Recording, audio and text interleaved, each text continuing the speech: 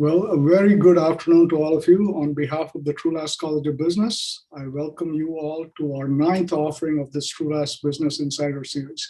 I'm Ajay Vinze, and I have the pleasure and privilege to serve as Dean of the Robert J. Trulaske Senior College of Business. Today's session is going to be moderated by Professor Chris Prestigiacomo. Chris is a member of our nationally known School of Accountancy at the Trulaske College, and joining Chris is an outstanding panel with wide-ranging expertise and interests. So I'm looking forward to an engaging conversation as this group reflects on capitalism and socialism, a discussion of the ideal mix for the United States. It should be a lot of fun and it should be an engaging conversation. So without further ado, I'd like to turn the session over to Chris Prestigiacomo. Thank you, Ajay. I'd like to welcome everybody to part 1 of the Sherlock Hibbs Symposium on Austrian Economics. As Ajay said, I'm Chris Prestigiacomo, Associate Teaching Professor in the School of Accountancy here at the Trulaske College of Business. I have been a student and faculty member for most of the last 45 years here at Mizzou. You know, too often we seek input that only confirms what we already believe. Here at Mizzou, we believe in a free and respectful exchange of ideas, and with that exchange, the best ideas prevail and take root. Today's topic is of vital importance. What type of economic system is superior? A society's choice of economic system not only has implications for the production and allocation of goods and services, for distribution of income and wealth, but for freedom. Today's panel will offer their ideas on capitalism and socialism, and they are Madeline Dirks, a senior in the College of Agriculture, Food, and Natural Resources; Galen Sherby, a sophomore in the School of Journalism; Gary Nolan from 93.9 The Eagle; Simon Rose from 1400 KFRU; Robert Smale, Associate Professor of History; and Mike Saikuda, Associate Professor in Applied Social Sciences. During this freewheeling discussion, all of you in the audience can submit questions using the Q&A button at the bottom of your screen. And if there's time at the end of our event, we'll try to address some of those questions. Let's start our discussion with the basics. What is capitalism? What is socialism? Who wants to begin?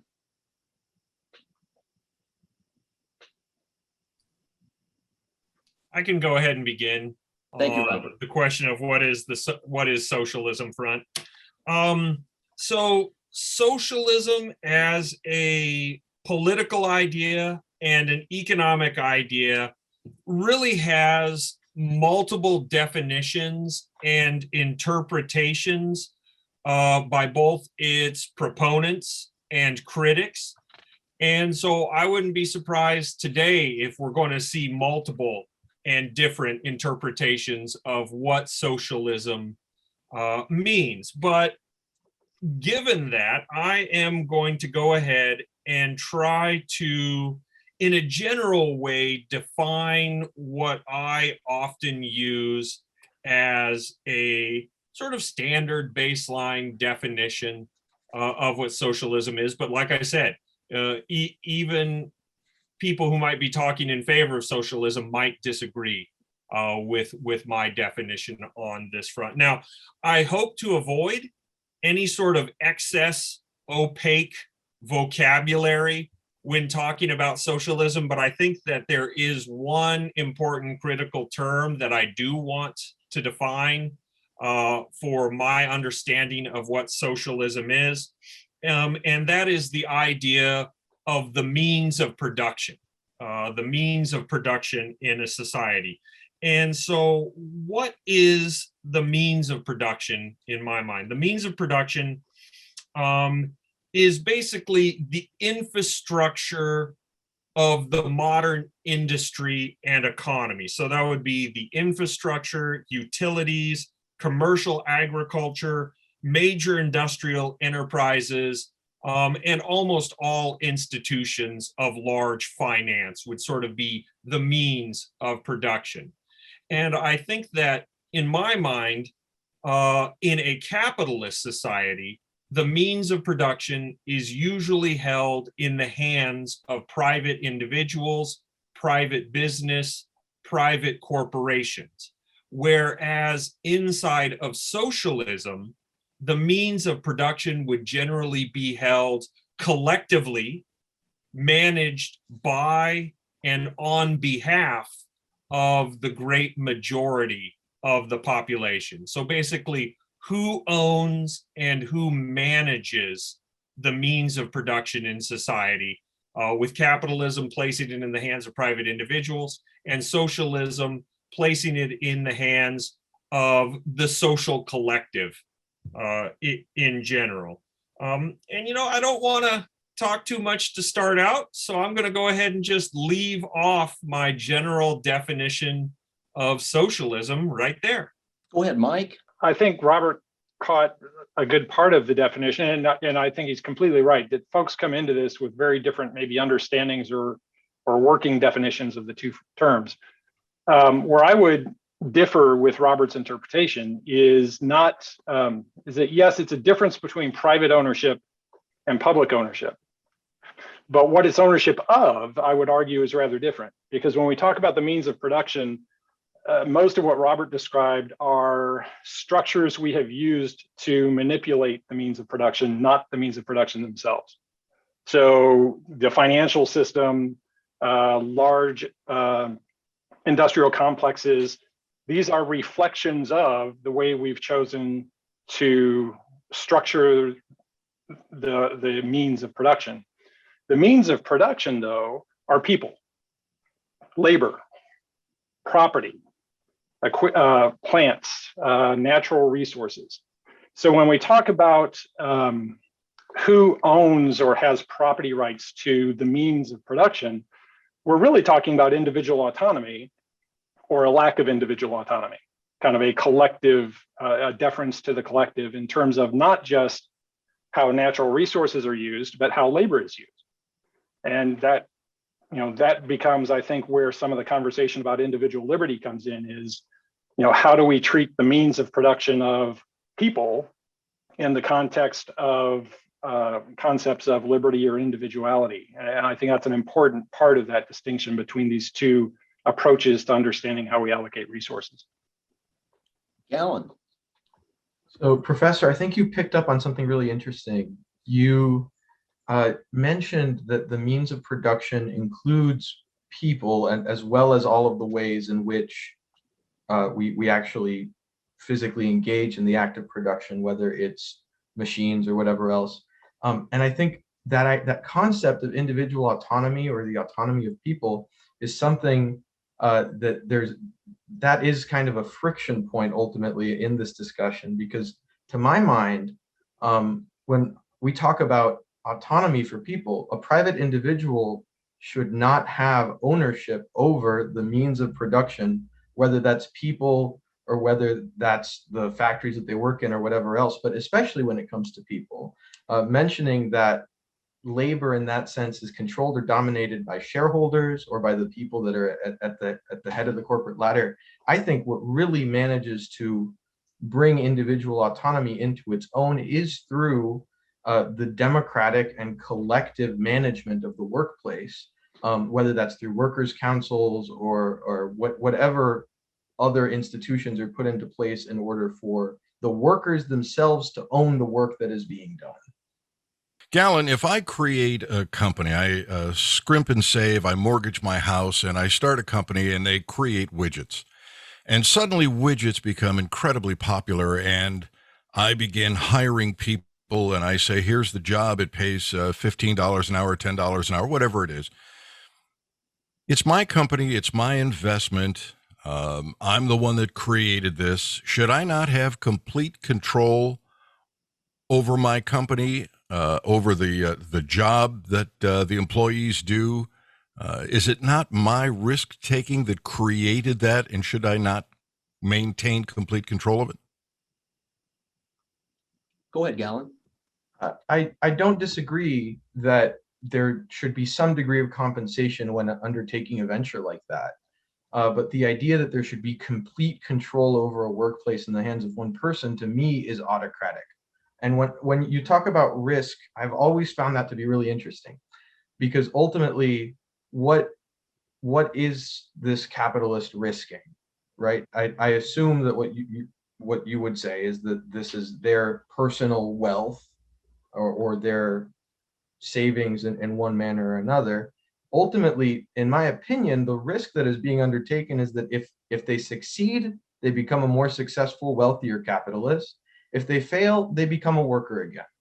The risk that is taken into the hands of a working person, if there's a tight job market or if there is a monopolized job market, ultimately is if they lose their job within the workplace that they're in, whether it's for economic reasons or whatever else, it can ultimately be homelessness or starvation. So to me, the real risk is in the hands of people that are doing the labor. Madeline, did you want to jump in? I was just going to add something to the definitions. I think we've kind of touched on this a little bit, but I think when distinguishing between socialism and capitalism, it's also about the distribution of those goods and who sets that price. I think in a capitalistic economy, we're looking at something that's where the free market and supply and demand is determining that price and that distribution of goods. Where in a socialist economy, we're looking at something that's distributed equally between everything, and I think between everyone, which is something that I think Gary and Galen were kind of touching on a little bit, is, you know, if I start something, it is my right to own that, because that's my good, versus why would I have to distribute that to everyone? And do they deserve to have that distributed to them? But also with the socialist economy, we're looking at something that focuses a little more on price controls. So a lot of times you see programs like public schools or farm subsidies, government subsidies being used to kind of balance out what we might call a market failure, or times where we feel like the economy needs a little bit of a boost. Simon, jump in. Yeah, I was just going to say, I thought it was an interesting point that Gary and Galen made there. And it occurs to me when we're talking about people in the system, you know, when I grew up in 70s Britain, that was a country that was very definitely moving towards a pretty big socialist state at the time, until Mrs. Thatcher came in. And then, you know, a lot of stuff happened there that moved it away from that. And some of that was probably good. Some of it was bad. But my point is, when I think socialism, it's more about control of important services. So I think Gary's exactly right. I mean, if somebody takes on the risk in a private industry, making widgets in his example, you know, I'm fine with that. And I think the incentive is there in a capitalist setup for them to offer wages that would attract the workers. But what I like to see, if I'm saying yes to socialism, is that in Britain, and they're still calling for this today, is you nationalize important industry, ones that are valuable to all the people. So in Gary's example, and I'm not sure I'm doing this very well, but there's probably a somewhat limited market for widgets.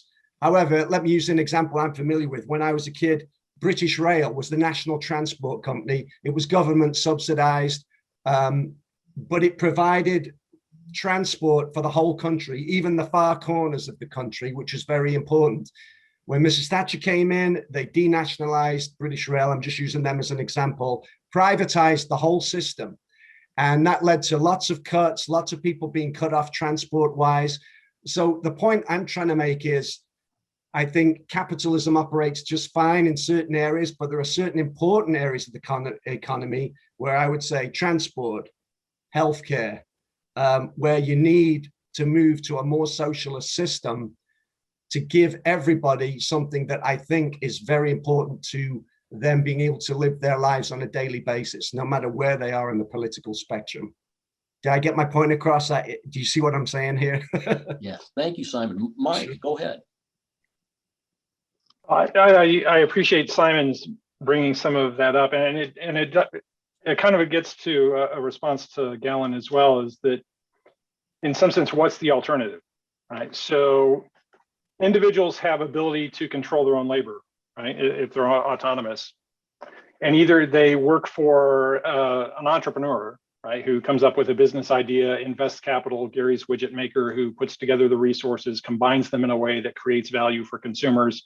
And the only way that they make any money is if they create something consumers are willing to pay for, right? So that there's a self-fulfilling incentive on, is this a good use of anyone's time? Well, what's the alternative outside of a kind of, if we don't have autonomy over individual behavior, somebody's allocating that human resource. So is it going to be somebody who's responding to an incentive that's based on what people in society want? Or is it someone that doesn't have any direct incentive to allocate resources in a way that's necessarily fulfilling any particular interest or desire? And this starts to bleed into some of what Simon was talking about, is even in industries that we might argue are very important on a national level, the challenge is how do you operationalize the organization of that activity at a societal level? And can it be done better without the kind of price information that Madeline referred to, without kind of the value signals that we would see in a market system if it's run on a nationalized basis without respect to the opportunity cost of the resources that are involved, right? So a nationalized healthcare system sounds great, but a nationalized healthcare system doesn't have any incentive to actually provide national healthcare in an efficient, cost-effective, or reasonable way, right? We can even see in the way that the vaccines have been rolled out for COVID-19, the deficiencies of a centrally planned health system, where we have ended up with oversupply of doses in some regions, undersupply of doses in other regions, because of the nature of bureaucratic decision-making, allocating those decision rights without responding to what actual demand interest is in the local markets. And I think that's just a small example of the kinds of problems, not that they can't be dealt with, but they're really hard to deal with. And if we don't do it very carefully, we end up making some costly mistakes. Robert.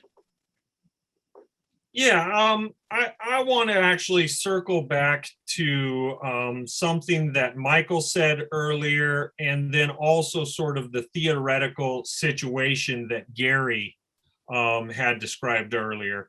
And I'm actually going to disagree with Michael here about the definition of the means of production, because in my mind, the means of production, the infrastructure of production, is a completely separate entity from labor. Labor is something else.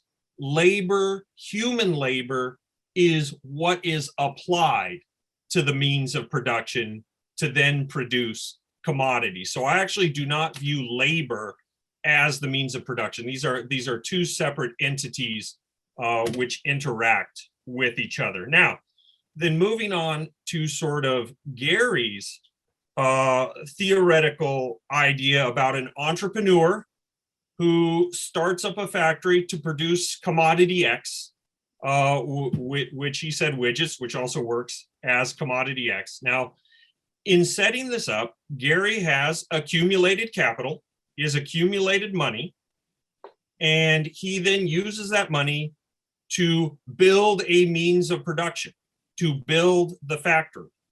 And then what happens is that the human labor, the workers in that factory, are then applying that labor to the means of production to produce the widgets. Now, where is then Gary's profit coming from within this factory? Gary's profit is coming from the difference between what he is paying his workers and what he is then selling the product of that labor for on the capitalist market.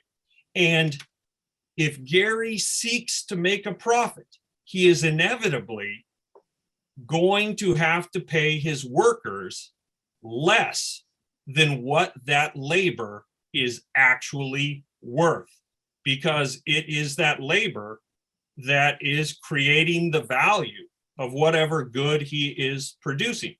But since Gary controls the means of production, he is in a position to dictate wages and then skim the profit off of those wages in the production process. And so that is sort of my view of the sort of theoretical setup that Gary had mentioned there. Gary? Well, here's what I think a lot of socialists don't understand about management and labor. If I create my widget company and I underpay my employees, then I have a problem with productivity. I've got a lot of employee turnover, retraining. They're not incentivized to work. If I overpay them, then I can't compete in the marketplace, which expands for many manufacturers outside the borders of the United States. So I have to find an equilibrium. I wouldn't call it skimming the employees, but I have to find that equilibrium. And when I put that job offer on the internet or in the newspaper or wherever, I probably said, here's the job, here's what it pays, here are the terms. You came in and you said, yes, I want that job. Then I would argue that I have done nothing wrong, that I don't owe you anything, and that if you think you're being underpaid, don't blame me.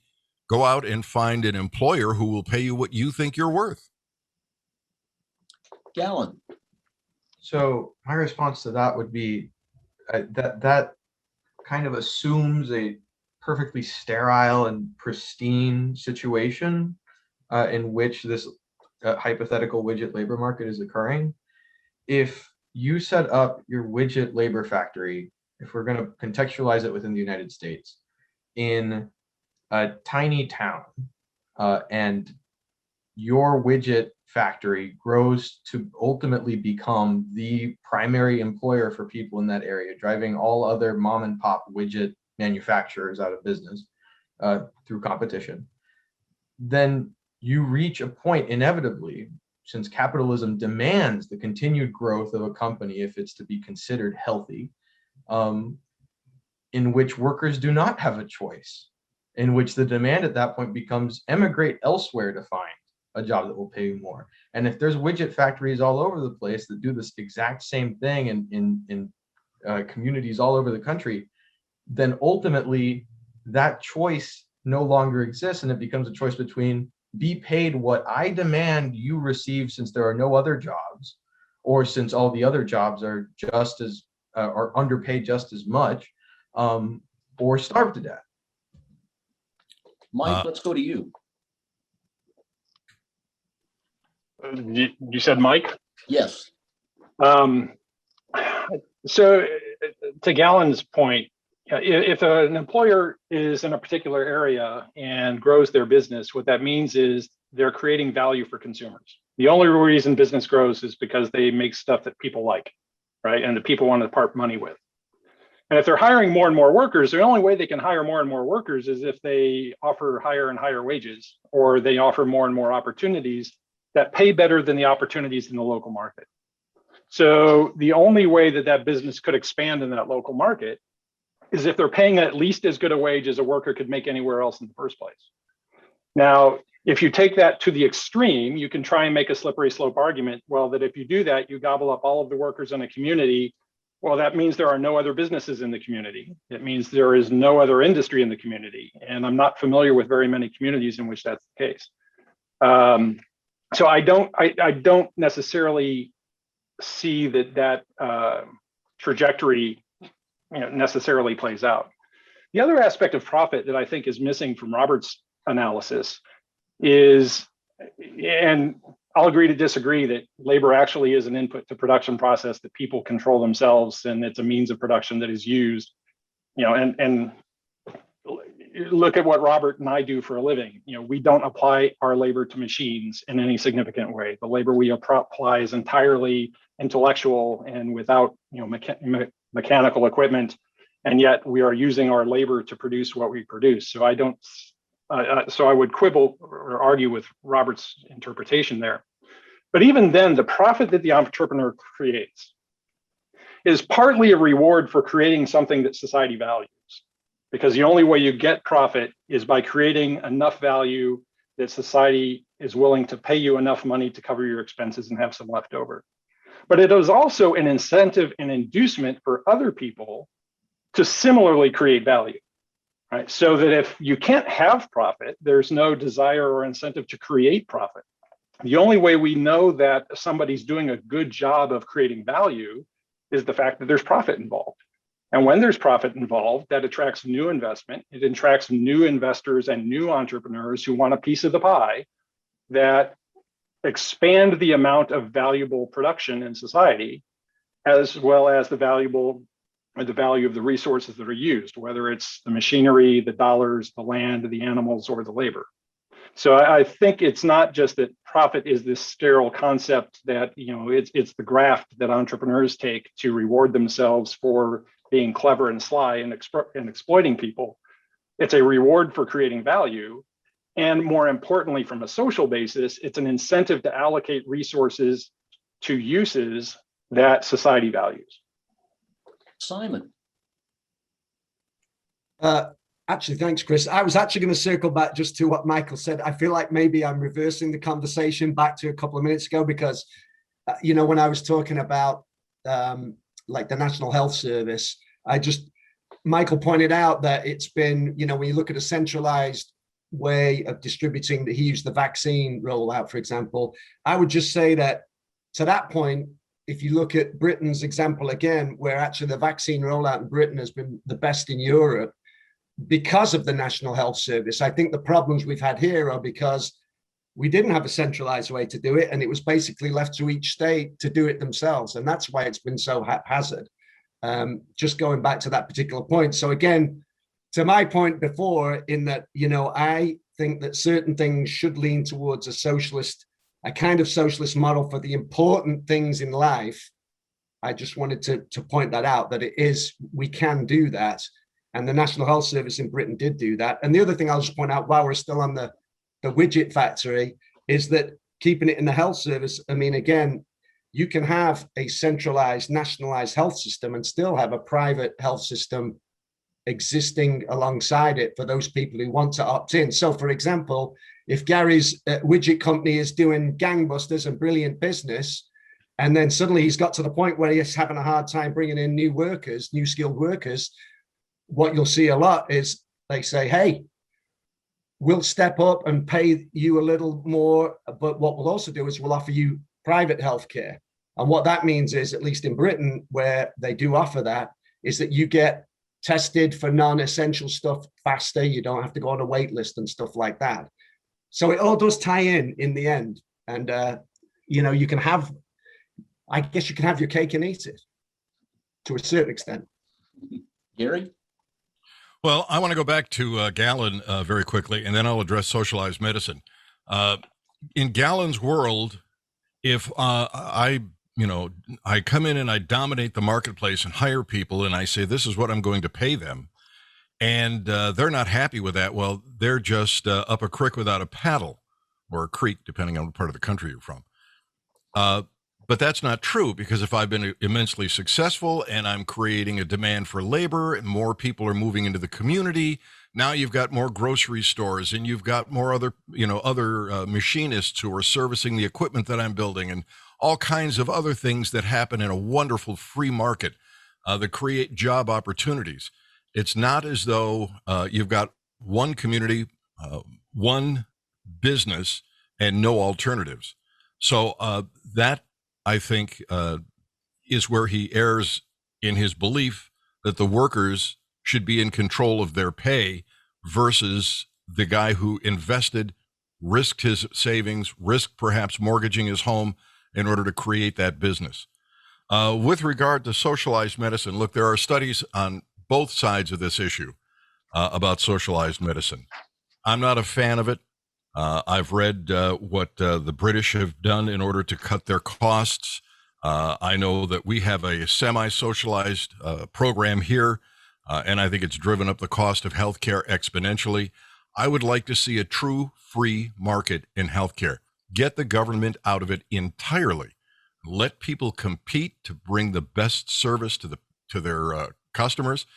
And this really rolls all the way back to Roosevelt administration, when they made the tax deduction for giving health care to employees something the employer could enjoy. I think it should be just like any other insurance that I choose to buy. It should be my choice. It can be that I'm young and healthy and I don't want to buy expensive health insurance. Could be that I want a comprehensive plan. that would be a much less expensive way to provide health insurance and health care, two different things not to be conflated. Galen? So regarding the widget factory, and I think that it's worth noting that this idealized free market system in which setting up the factory in that way, bringing in the machinists and all the other people that are involved in the production of goods or in the upkeep of the factory, whatever else, and creating jobs via that, while it would be all well and good if that actually panned out to be the case, I think there's a reason as to why, we have 45 million Americans in poverty. You mentioned a globalized market system that we now exist under, or that has existed now for a while. And so as a result, you are by necessity pushed into a situation in which people have to accept lower wages ultimately, and are not granted the ability to advocate for themselves. Madeline, do you want to jump in? Yeah, while we're still stuck on this widget factory, I think it's really important to note that there is a certain value for labor. I was in class the other day and we were talking about, how unfair it is that Chiefs quarterback Patrick Mahomes is paid such a higher wage than an American soldier. But it's important to note that a Chiefs quarterback, there's only so many people that can do that job and earn that wage, but there are lots of people that can go be a soldier. And I think that's where it comes into the value of your labor. You are paid a certain amount because that is what you are worth based on your education and your experience. And as unfortunate as that is, that's the facts of reality. To increase your wage, like to have a higher minimum wage, we run into the problem where then a business, your labor isn't worth that wage. So then we're going to turn to something else like technology to take care of that problem or to add value to the means of production.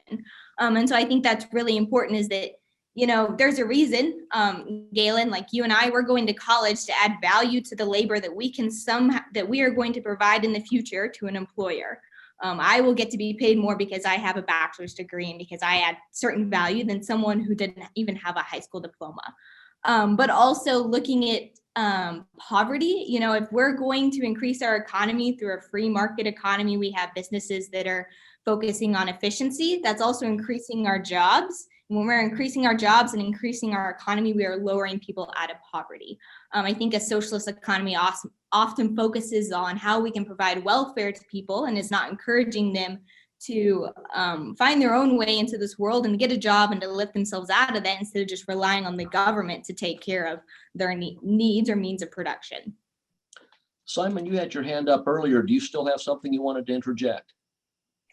Oh, just that, I don't want it to become just about the National Health Service. So I just, I hear what Gary's saying, but my point would just be, like I said before, you can actually have both, but the National Health Service part of it actually cut costs. If you look at what America spends right now on healthcare and what the NHS spends for the outcomes, it's way better. But really, the NHS is there for the people who can't or don't work, for old people, for young kids who are in poverty-stricken families.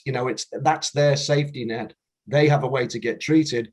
But again, you have the private system existing side by side with that. And that kind of goes to what Gary said a little bit about, they do to a certain extent, let them, the private companies compete against each other. Of course, it's a bit different because the NHS can set some prices, and get stuff cheaper. But that's my point there. So, but I don't want it to get stuck on that. Okay. So Mike, that was my point. Thank you, Simon. Mike, go ahead.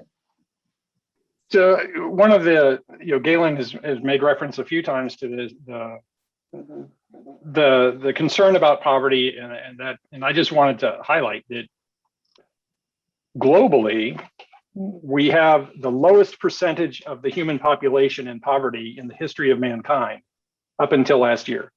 And that's only because it went up a little bit with COVID and the fact, all the facts that were going around with shutdowns of economies globally in terms of COVID. And all of that gain has been post-industrial, in what we might call the modern capitalist era. That it's actually a global capitalist system that has driven down the degree of poverty globally. And while we certainly see large numbers in the United States, and while it's still too high, and the poverty rate at least as we defined it, is still too large a percent of the population. Especially when we look globally, human condition has been greatly improved in terms of living standards, in terms of access to care, in terms of access to life standards, and in terms of all the measures of poverty that the World Health Organization and the IMF and other organizations like that use. And most all of that has been driven by a move toward more capitalist integration between countries. Robert, go ahead. I just wanted to enter real quickly and talk about what Michael had mentioned there, because he is talking about generalized living standards in the world today. And, you know, even he admits that there is still continued inequality, that there is still continued poverty, and this poverty is very much segregated globally, that there are parts of the world that are far poorer than other parts of the world. But he has highlighted that there is, you know, a rise in living standards, that there is, except for recently, some odd anomalies, a rise in life expectancy, except in the United States where it's going down, but we can go ahead and stay away from that one for a moment. But really what this points to is not the successes of capitalism, but the successes of human development, of technology, of basically the enormous productive capacity of modern industry and technology. But that enormous productive capacity is still shackled to an economic system that is based on and perpetuates inequality. So the goal of socialism is to completely unshackle the productive capacity of modern industry and modern technology to collectively benefit all of humanity, not to continue to preserve inequalities in the distribution of those benefits. Gary, you had your hand up earlier. Well, I sure did. You know, Winston Churchill said the inherent vice of capitalism is the unequal sharing of blessings, but the inherent virtue of socialism is the equal sharing of miseries. And he is exactly right. Socialism hasn't worked anywhere. It didn't work in the Soviet Union. It didn't work in Nazi Germany. It didn't work in communist China. It isn't working right now in Venezuela. And it hasn't worked in Cuba. And I don't know anybody on this panel who wants to live in any one of those countries because it doesn't work. If, we talked a little bit about, I think it was Madeline who mentioned minimum wage, because this is one of the things the left want to control. Minimum wage causes job displacement. If you hike somebody's wages artificially, then the entrepreneur that apparently is in control of the wages for his employee might go out and invest, make a capital investment in a machine to replace that labor. Now you have nothing. You might compel this manufacturer of widgets to raise his prices to cover the additional cost of demands for labor, for wages rather, from his employees. But then he's not competitive in the world market because he's now paying more for labor than labor is worth, and other people can sell widgets for less. We're better off without socializing. We're better off letting the boss decide what he wants to pay his employees and letting the employees decide if that's where they want to work or not. Gallon, you were next. So this claim that socialism has not worked anywhere that it's been practiced is patently false. The one example that I would, among many, that I would lift up as being exemplary of socialism's outstanding capacity to lift people out of poverty is Bolivia. A quadrupling, fourfold increase in the GDP per capita after the election of socialist president Evo Morales in 2006. a reduction in poverty rates of something from like, I think of 20%, from 38% to 18%. And let's talk about the reduction of poverty going back a little bit. I think that it's worth noting that it's important to take into account how we measure poverty and also where this reduction in poverty has occurred. I would be curious to see how many of the people that have been lifted out of poverty over the past 30 years have been lifted out of poverty in China. I personally abhor the Chinese system. I think that it is the worst mix of tyrannical state oversight and the free market. But it is inevitable to reach the conclusion that over the course of the 90s, early 2000s, and up through now, China has stood out as being one of the premier economies in lifting out the most people out of poverty in human history. A large chunk of the people that Professor Sikuda was talking about were lifted out of poverty in a country in which the government has commanding control over vast swaths of the economy, has overwhelming control on the shareholding boards of many foreign companies within China. And so to simply, that mixed with what Professor Smale talked about earlier, I simply think that the lifting out of poverty of so many people is the inevitable end result of the technological leaps and bounds that we've seen over the past century and a half. Attributing it merely to capitalism, I believe, is short-sighted and also does not take into account the fact that China was able to undergo such a large uplifting of people out of poverty while the state still holds so much oversight over the free market system. Mike, go ahead. So I'm glad you brought up Bolivia because I knew Professor Smale was going to be on the program, and I know that Bolivia is one of his areas of expertise. I did a little homework. And while Morales was very hardline rhetorically on socialism, in practice, he was pretty light on black market entrepreneurial activity, which was a large part of the economic growth in Bolivia. And the same with China. China's growth has been in spite of, not because of, the authoritarian regime of the Communist Party. It's because, and in fact, because of threat of being overthrown, because of having a whole bunch of poor, disgruntled three-quarter billion people living in the countryside. How do we keep them out there? Well, we allow them to create enough industry to make themselves happy so they don't all march on Beijing. A lot of the economic reforms introduced into China were about introducing capitalism. So, I was in China 5 years ago, and you're walking through Chinese stores and walking through Chinese markets, at least in the larger, even what they call villages, which are cities of a few 100,000 people. You would not know in the daily life of a lot of Chinese citizens that a lot of what they do on a day-to-day basis isn't market-based. Yes, there's a tremendous amount of government control and interference on what some companies can and can't do and how they can do it. But in the day-to-day operations of a lot of economic activity, it's very market-driven. And that's why they've experienced the kind of growth that they have over the last 30, 40 years. Simon.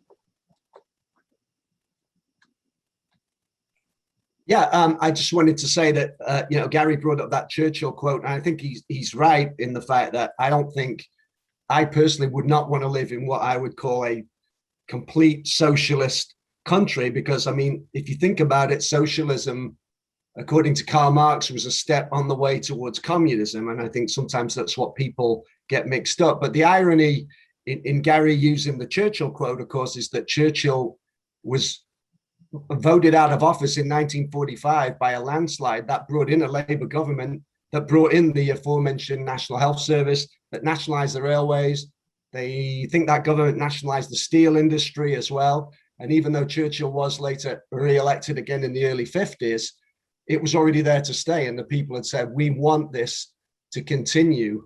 We like these programs. And I had this one too. And it's Harry Truman's quote, socialism is their name for almost anything that helps all the people. So had to get that one in. So Gary, I'll see you at Churchill and raise you a Truman. I'll take Churchill over Truman. Really? Okay. Robert, Yeah, I just wanted to go ahead and respond to some of the historical examples that Gary mentioned. Number one, first of all, Nazi Germany was not socialist, even though the ruling party of Nazi Germany called themselves the National Socialists. They were not socialist. Nazi Germany was an authoritarian brand of capitalism.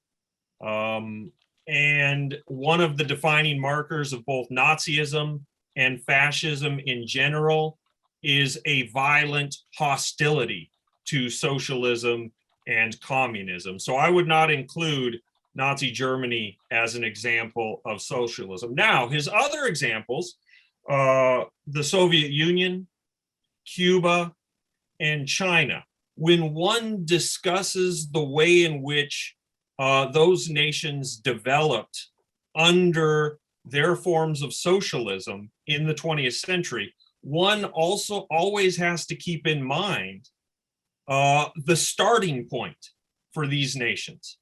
Russia was one of the most backwards and impoverished nations in Europe, and it had its national economy shattered and destroyed by World War I. And that is the foundation on which you're trying to build socialism.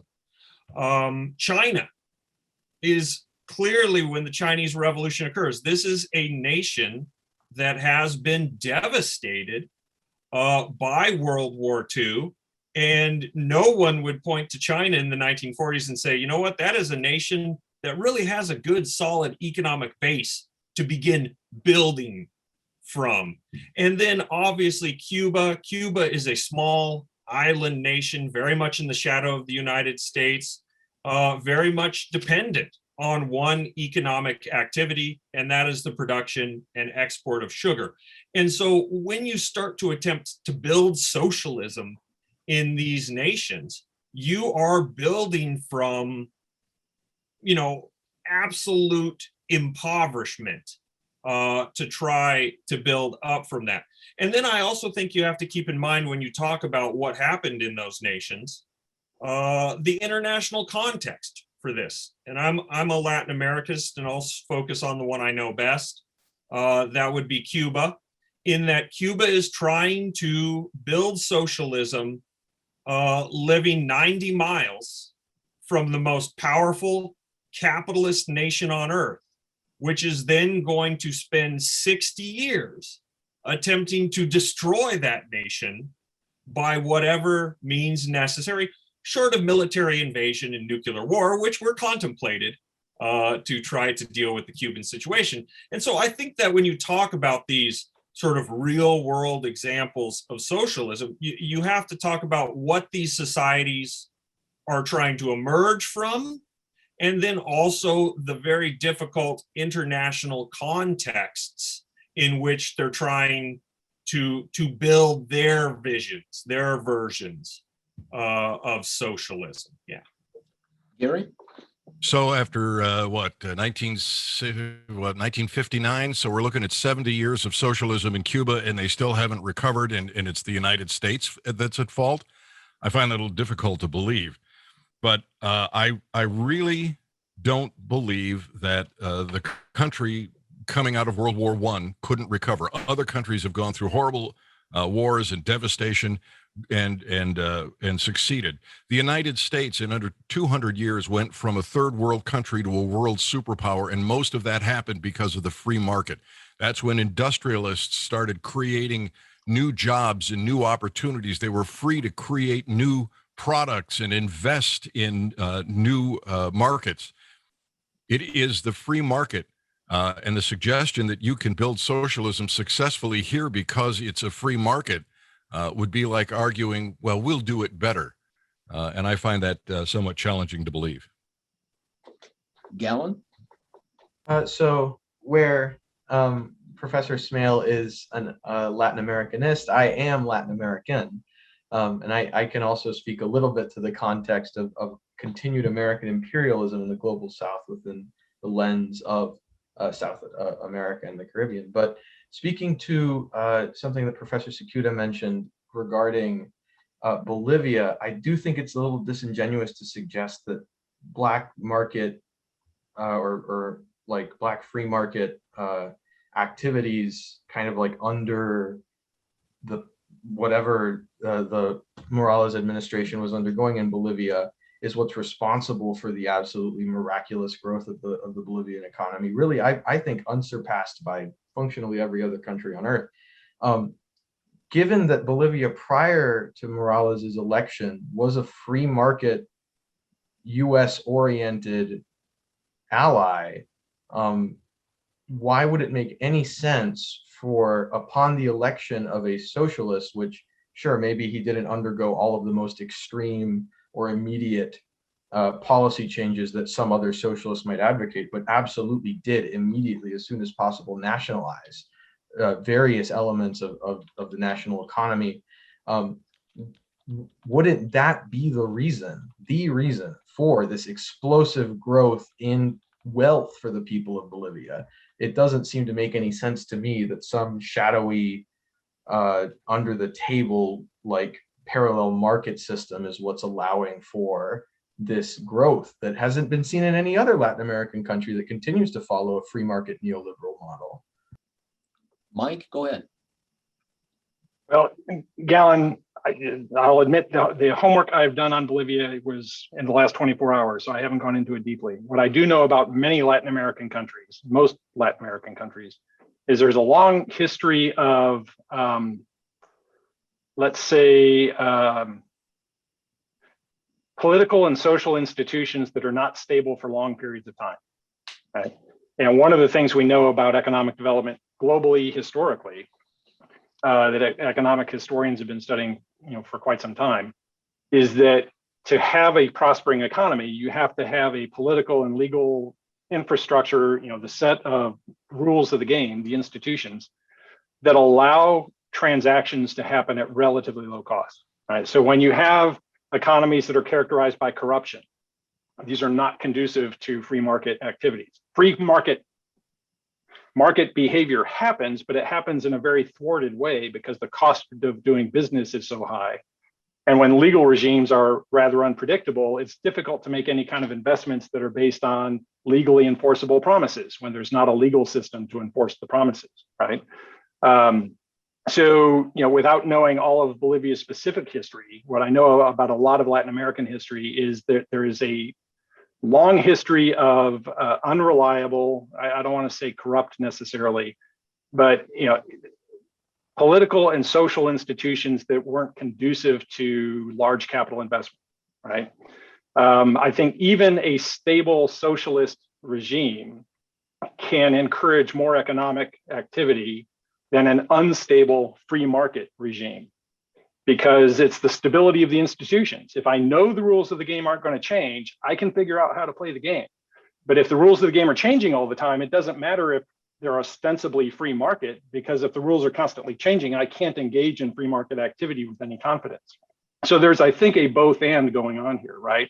There's the, even if we have a fairly, and I think, again, coming back to China, to the extent that we know what the rules are, as long as the Chinese government is pretty consistent in how they intervene and where they don't intervene, if they're consistent in how they're going to allow people to behave, you start to see investment, right? The land tenure system in China is one of those areas that's still creating problems for investment in agricultural areas, because every 7 or 15 years, the government reallocates land rights. Well, then nobody wants to invest in land-specific investments. But to the extent that the rules don't change, even in a socialist system, we can have some degree of economic prosperity. And what then around the edges of the socialist system, we see creative entrepreneurs finding out loopholes of how do I create value within the structure of the system, where the system is failing. James Buchanan was a famous public choice economist. I heard him speak shortly after coming back from the Soviet Union, not long after the fall of the wall. And he described how there was a market for burned out light bulbs, that people would actually pay money for burned out light bulbs because they couldn't get them in the store. And the only way to get a light bulb changed at home was to find a burned out, to sell a burned out light bulb, or rather you could buy a burned out light bulb, take it to work. The maintenance department would change it out for a new light bulb, and then you could take the new light bulb home and have a new light bulb. So a completely dysfunctional way of buying electrical services for your house. And yet some creative entrepreneur figured out how to work around the rules. It was illegal, but a thriving market and burned out light bulbs existed, right? So economic activity can exist within social systems or within socialist systems. But they work less effectively the more intrusive the socialist system is. I'm going to go to Robert, but I do want to mention to both Madeline and Simon, anytime you want to chime in, just let me know. But Robert, go ahead. Well, actually, I'm going to, Galen had his hand up first, so I want to go ahead and cede my spot to Galen here, and then I can jump in afterwards. Galen? So why is there endemic instability in Latin America? You discuss the history of this continual state of instability for the governments of Latin America. And I think it's very worth, it's worth taking into account a small slice of an unstable country. I was born in Nicaragua, and there is a long history going almost all the way back to Nicaragua's original independence from Spanish rule. And we can talk about the colonial system as well and the extraction inherent to that. But the first time that the United States decided that they wanted to get their hands on Nicaragua was when a man by the name of William Walker invaded with a private army to try to establish a new slave state back in the mid 1800s. And ever since then, there has been this continual presence in one way or another of American interests meddling in Nicaragua. And one might argue, well, this is not inherent to capitalism. It's not inherent, any system can have imperialism, and they can. The Soviet Union was imperialistic, China is. But I will say that capitalism lends itself particularly well to imperialism because of its demand that it continue to grow. Those companies that want to, on a national or multinational level, be seen as healthy, growing, profitable companies require this growth into other countries, into other markets, into new areas where they can extract resources. And Nicaragua, like many countries, both in Latin America and in Asia and in Africa, fell prey to exactly that. The United Fruit Company in the 1910s played no small role in convincing the US government to occupy Nicaragua in order to secure their access to plentiful banana plantations, a commodity that was pretty hot in the United States at the time. This happened in multiple Central American and Caribbean countries. And it continues to happen in more underhanded ways, but it does continue to happen. And this, I believe, is a direct result of capitalism demanding such extractivist policies in these countries. Latin America has been, in many ways, despite whatever general trends of the reduction of poverty, Latin America has remained a victim of the United States and its capitalist system and the markets that are created by it. And Nicaragua played a small part in that, but I think it's worth highlighting. And Robert, my apologies, but I don't know if you've noticed, I've tried to make sure I keep a balance of the ping pong game, one side to the other. Michael, that's fine. Go ahead and go to Michael. I took my hand down. Well, then I'll come back to you, Robert. Galen, I appreciate your observation about U.S. imperialism and the fact that imperialism happens in all political sectors or all political stripes, right? And I think the examples you gave are exactly what a true free market person would argue is exactly wrong, right? That when business individuals use the coercive force of government to achieve their business ends, that's not a free market enterprise, right? Now, we can argue about why they have that incentive, but the fact that there is a government system to appeal to that will expropriate the rights of individuals on behalf of this preferred set of what we would call a crony capitalist, right? That's an element of socialism, is the fact that there is a government that has the presumed authority to take stuff away from people to give it to preferred persons that allows crony capitalists, for lack of a better term, to appeal to the use of those forces on their behalf. So if you come back down to kind of this, what's the right scale and scope of capitalism versus socialism? I mean, part of the fundamental philosophical issues of capitalism versus socialism ultimately comes back to this: who has the right to do what with people's stuff, right? We've developed a political system in the United States and in other countries even more so, where the presumed default is the government can take people's stuff if enough people in the society say so, right? It's, one could have questions about the morality of that system. A fellow by the name of Frederic Bastiat wrote about this back in the 1800s and the morality of the law. But a philosophy that by default, the government can choose how much stuff to take from people, whether it's a percentage of their income, whether it's their land, whether it's a percentage of their land, whether it's a percentage of their output, as a default presumption of a role of government, creates the opportunity for people to take advantage of their political connections in a way to misabuse that power.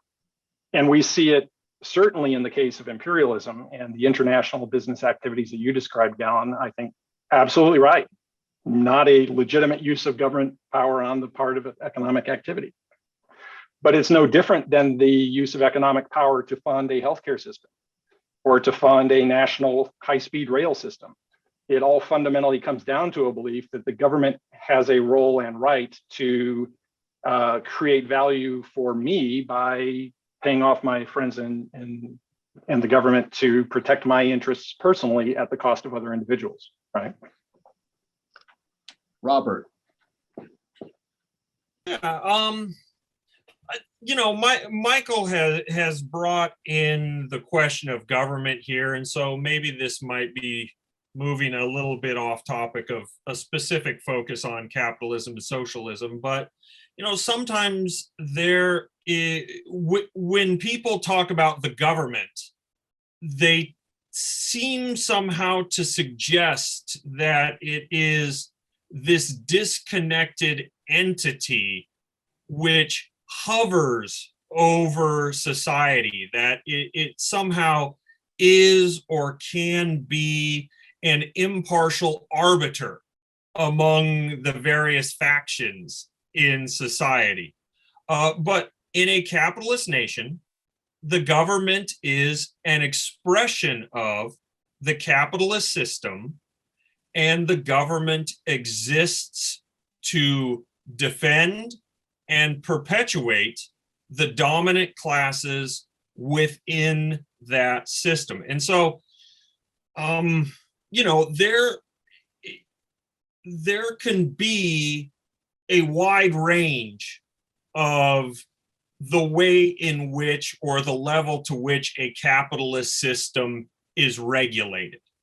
In that, some nations who are capitalist may decide that it is overall beneficial to the perpetuation and defense of capitalism to have a fairly good level of government regulation, but that government is still capitalist and it is regulating a capitalist economy.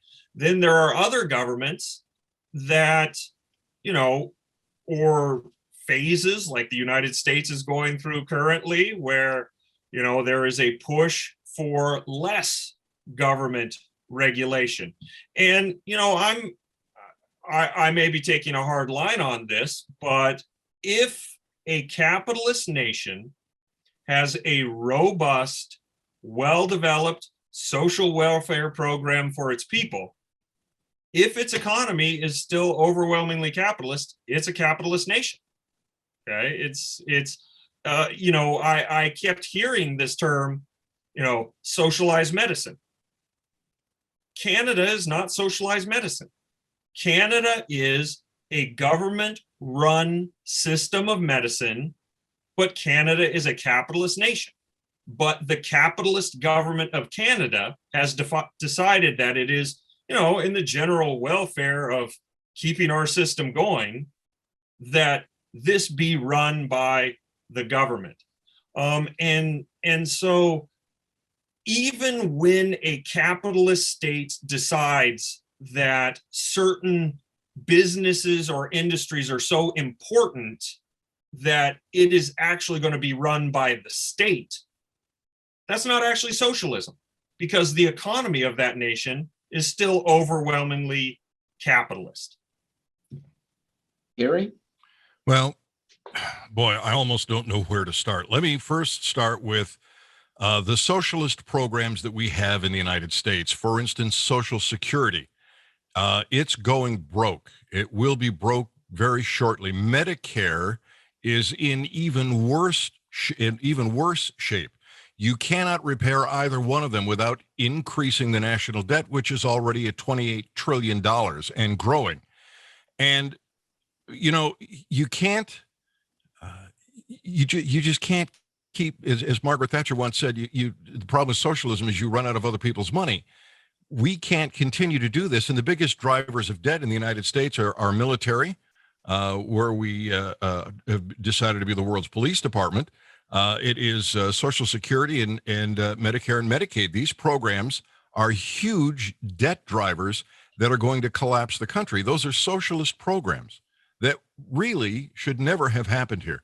And with regard to a capitalist country and a capitalist government, we have a constitution in this country. We don't live in a democracy. We live in a republic. When you pledge allegiance to the flag, it's to the republic for which it stands, not the democracy. And in that republic, you have a rule book. And in that rule book, which is the Constitution, you have a thing called the Doctrine of Enumerated Powers. And it has been the left and the neo-socialists who have been expanding the powers of government since the 1930s. What we really have in this country is a loss of liberty, and the government has pretty much taken over everything in a very socialist way, the means of production. I defy anybody on this panel to name 3 things that they can do that the government doesn't in some way tax or regulate. Simon? Oh yeah, Gary brought up a whole host of things there, but I would say there is, I mean, the debt, he's right about that, but there is a way to counter that, and that's you raise taxes. You raise taxes on people who can afford it.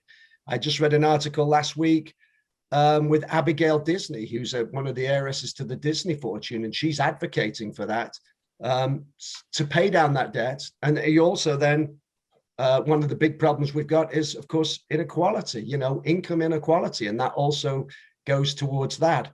And I'll also say that while I brought up taxation, if you go to Washington, D.C. on the IRS building, taxes are the price we pay to live in a civilized society. And I disagree heartily with Gary on Social Security. I mean, I think that's a very much needed part of our social safety net. And I think the majority of Americans would agree with that.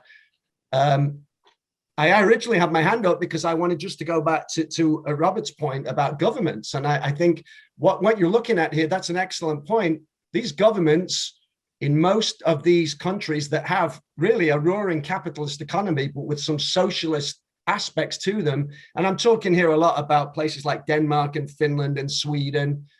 Those are elected governments. So the people have a say. And if they think it's too much socialism, vote the bums out, and if vice versa. So I think he made a good point there, that when he said that these governments aren't just some far off sort of mystical entity, the people still get to vote for their government in those countries. I would like to throw in a question or two that has come from our audience. Gallon, you have your hand up, so you get first crack at this if you choose. If you don't like the question, you don't have to answer it, though. I'll move on to others. But the question that I see coming up has to do with what is going to be the impact of artificial intelligence and other types of automation on how people are rewarded in terms of their human capital. Gallon, do you want to take a shot at that?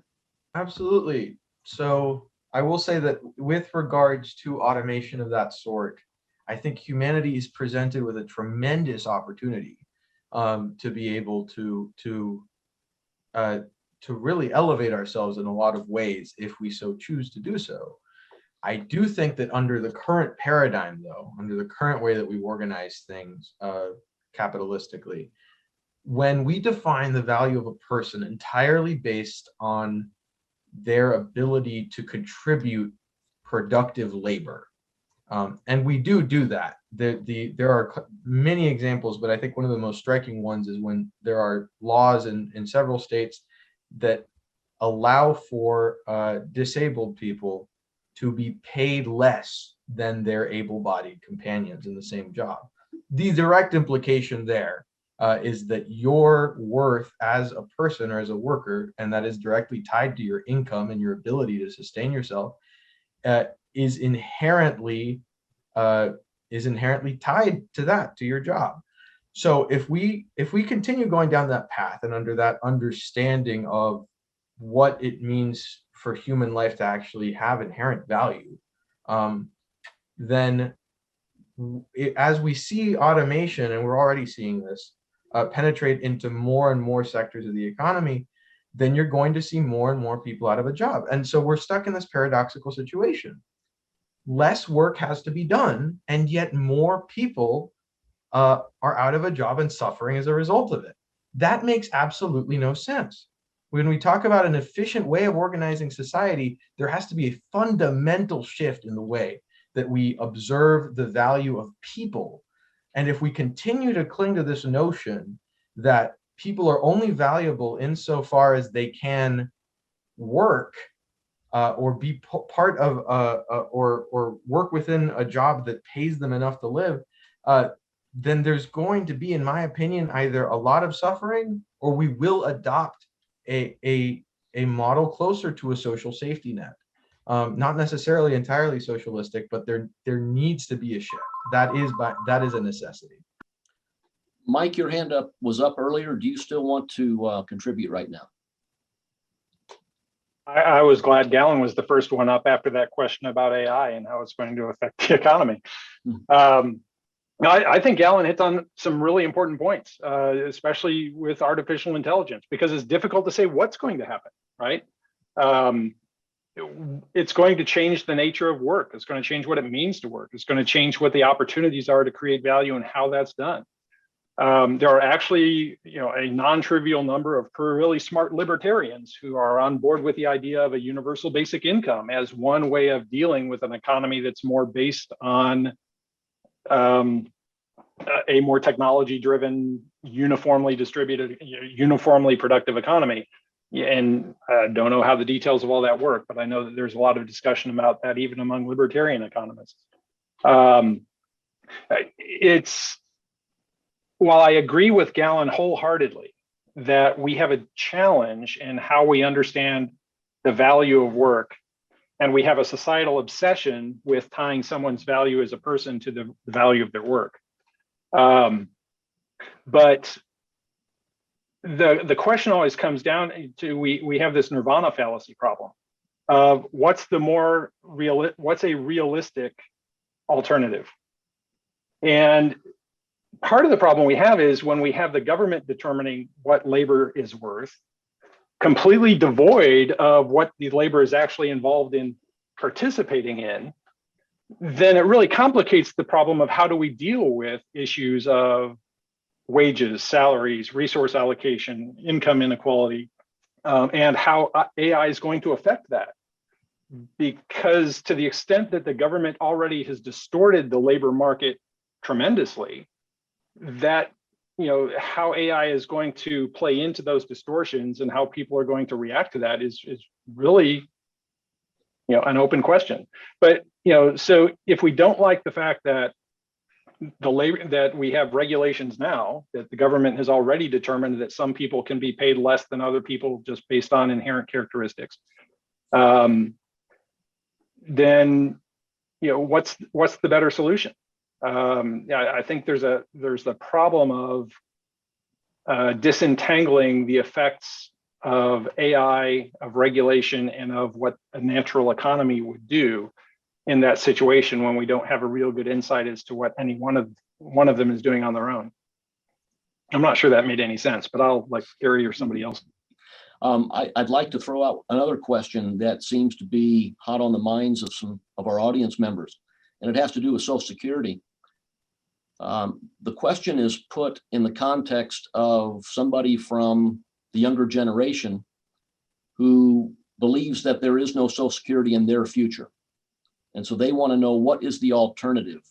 Because they think the current system will not be there when they are of age. What's the alternative for them? Gary, would you want to attack that? Yeah, first, let me address the previous question, because I'm not afraid of artificial intelligence in the computerized world. Nothing destroyed more jobs than tractors and cotton picking machines, and they didn't know where they were going to go, but they ended up making those machines. My grandfather was an iceman, and then somebody invented the refrigerator, and yet he found work after that. So this revolution is going to come, and there will be new job opportunities that we haven't even imagined. So I'm not afraid of that. With regard to Social Security, it's going broke. It is impossible to save Social Security without raising the national debt, which is at $28 trillion. If you could hold spending in the federal government to the point where you had $1 million a day to pay off the national debt, it would take in excess of 70,000 years to pay that off. What we need to do is privatize Social Security. We need to let these young people out from under the burden of a system that is inevitably going to collapse. That's the only way to do it. I don't care what you plan. If you raise taxes on the rich to spend more money on Social Security, then they'll spend it at the Treasury and put in another IOU, raise the debt. You can say that we're going to raise the age limit at which you can retire. When they get to the point where they have excess funds, it goes into the Treasury, they spend it. Nothing you can do to save that socialist program will work without increasing an already out of control national debt. Robert. Yeah, I guess this is actually relating to some earlier stuff, but also relates to Social Security. Number one, Social Security is not socialism. Medicare and Medicaid is not socialism. The national parks are not socialism. The Postal Service is not socialism. All of these are large government-run social welfare programs that are run by a capitalist government. Now, why does the capitalist government of the United States implement and then run these broad-based social welfare programs? It's because the US government wants to minimize potential social resistance to the capital order. And so these are programs of a capitalist government designed to minimize social discontent. FDR was not a socialist. Barack Obama was not a socialist. Joe Biden is not a socialist. These are simply the kinds of social welfare programs that capitalist governments use to maintain a certain level of content and social welfare so as to preserve the continued perpetuation of capitalism. Because if you didn't have these things, you are creating poverty, discontent, explosive levels of inequality. And if that happens, that really does threaten capitalism. So I guess that relates to Social Security somewhat on that front. Okay, let's go to Mike and then Gallon after that. It strikes me that Robert's answers are inconsistent with his definition of socialism. If socialism is government owns the means of production, then a government-run system is based on the philosophy that the government has the ownership of the right assets and the means of production to produce whatever that is. Now, it may not be economy-wide, but at least within that sphere of the economy, it's a socialist enterprise by Robert's definition. So I struggle with his argument on that. In terms of Social Security, it's really interesting. And I noticed somebody made this comment in the chat because I've got it scrolling through here on occasion too. And I've seen, people comment on this a lot, on social media and whatnot. By golly, Social Security is not an entitlement because I paid into it. It's my earned money. And quite frankly, it's not. It's a Ponzi scheme. It's been a rotation of dollars paid now for people who paid in before, whose money is no longer there. The money has been paid out to current recipients by current wage earners. And those, when I get to retirement, I'm not planning on it to be there. It probably will still be there by the time I retire. But it's not invested money. The money is either spent out, and as Gary said, if it isn't spent out and they have a surplus, it actually adds to the debt by definition, because what happens is Social Security buys bonds to create some return on investment from the government, which by definition increases the debt because the government is selling more debt to the Social Security program. Because why have the cash sitting there doing nothing? It could at least earn free interest or earn risk-free interest on the government bonds. So, but that's the extent to which there's any return on investment of the money they take out of your paycheck every month or every couple of weeks or every week.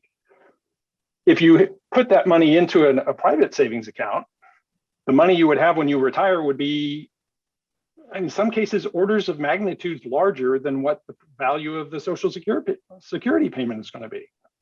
So if it is your money that's being saved for you, you're being stolen from, because what you're getting back is less than the value of what you invested.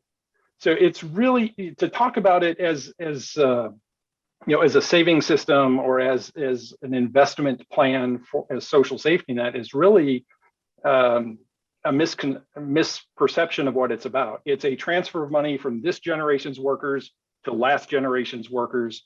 And it's built on the presumption that another generation of workers are going to be suckers enough to keep paying the ones before them. Gallon? So I can't speak completely to Professor Smale's definition of socialism, but in my personal view, socialism is not merely defined by anything that the government does. And if we were to cast such a broad net in terms of our definition, then every single country in the world would be socialist, and this conversation wouldn't be happening. And I see you nodding your head, Professor, but that implication, to me, socialism, it's not a zero-sum game necessarily between the state as it currently exists and corporations or private enterprise. And to me, socialism is fundamentally the worker's ownership over the means of production. If a state is not representative of the people, if a state does not allow for the expression of the people or for the full participation of the people, and does not allow for the autonomous organizing of people at a more local level, then it can have socialistic elements and be totalitarian. I'm not denying that. But a totalitarian system is not a priori a socialist one. That would imply that the Pharaoh was a socialist, or that the East India Company was a socialist institution, which is patently not the case. And so ultimately, when discussing this definition of socialism, we can go around and around all day. But in my personal view, it is not just the government doing things. It relates specifically to a way of organizing the economy in which workers have a direct say. As it currently stands, this country does not do that. And it remains capitalist as a result. And so, yeah, that's what I have to say on that. Gary? First, for Robert, Social Security, FDR didn't create it to placate the masses or anything along those lines at all. It was a purely political move. He even said, the way he had designed Social Security, that it was unlikely that anybody would ever be able to get rid of it, and it would keep Democrats in power forever. So that was his own interpretation of why it was created. And, are we in some cases putting collectivism and socialism in the same basket? Probably. And to the extent that I referred to socialism and the failure of its financing and Medicare, as a collectivist position. I will offer up this. I apologize to the socialists if I put my collectivist view in their camp. Perhaps it doesn't belong there. And then I've got to interject one more question. We're running out of time, but this one actually is directed towards you, Mike, so be ready. But that doesn't mean the rest of you can't add to it. And it has to do with Ludwig von Mises's no third way argument regarding capitalism and socialism. Does that question ring a bell with you? Not the specific phrase. Okay. So among Austrians, there are the Hayekians and the von Mises types. I've read some of von Mises stuff. I think I know what it refers to, and that is really there's only two ways of doing it. There's either a social construct of allocating resources, or there's a private individual construct of allocating resources. I mean, there is no third way, right? And to Gallen's point, we don't live in a pure camp of one or the other. Right? Even in the most socialist socialist-like communist type governments in world history, there have always been private economic activity going on. It was just typically done illegally. And even in the most capitalist countries that we might identify in the world today, there are still elements of socialism. I mean, there is a role of government. That role of government has to expropriate resources from society in order to fund itself. So it's not that there's a purely capitalist system or a purely socialist system. The reality is we're kind of on a spectrum. And kind of to the title of the talk, it's what's the right balance, right? A socialist system that doesn't have a vibrant economy fails because they have no way of creating wealth to pay for the programs. A purely anarcho-capitalist system that has no government at all is going to be very limited in what it can do because there's no security for investment and cooperation and that type of thing. So to have a vibrant, thriving economy, there are going to be elements of both. And it really comes down to what's the right mix. I'm looking at my instructions here, and my question was answered in the affirmative. My question to those running the show here, do I need to wrap this up? And the answer was yes. So I will take that opportunity to do so. This has been a great exchange of ideas. Now we leave the verdict up to the audience and any who want to watch this at a later date. To that end, if you want to share this with family and friends, it will be available. What you would ask them to do is go to business.missouri.edu. Let me repeat that, business.missouri.edu. And once you get to the Trulaske College of Business website, you just search for Insider Series. Insider Series is what you'll search for when you get to business.missouri.edu. And then you can watch this. I would imagine it will take maybe the rest of this week for all the processing to take place, and would be available definitely by next week.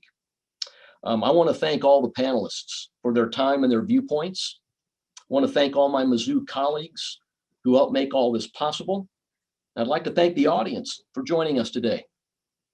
Final comment, may God bless America. Goodbye, everybody.